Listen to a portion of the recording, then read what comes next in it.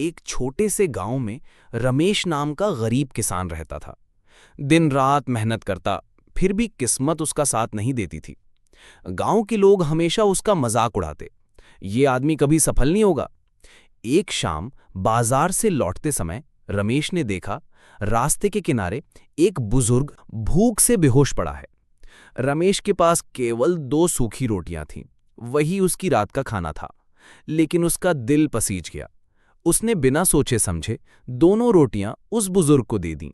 गांव के लोग हंसने लगे, खुद भूखा मरेगा, औरों को खिला रहा है, कितना मूर्ख है ये।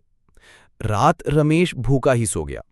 लेकिन कुछ दिनों बाद जब वो खेत पर गया तो उसकी आंखें ठहर गईं। जहां सालों से बंजर जमीन पड़ी थी, वहां इस बार फसल लहला रही थी। पूरा गांव दंग रह गया। तभी वही बुजुर्ग फिर उसके सामने आए। उनकी आंखों में अद्भुत चमक थी। मुस्कुराकर बोले, रमेश, मैं साधारण आदमी नहीं हूं, मैं तेरे कर्म का फल हूं। याद रख, जो व्यक्ति खुद भूखा रहकर भी किसी और की भूख मिटाता है, भगवान कभी उसके हाथ खाली नहीं रहने देते।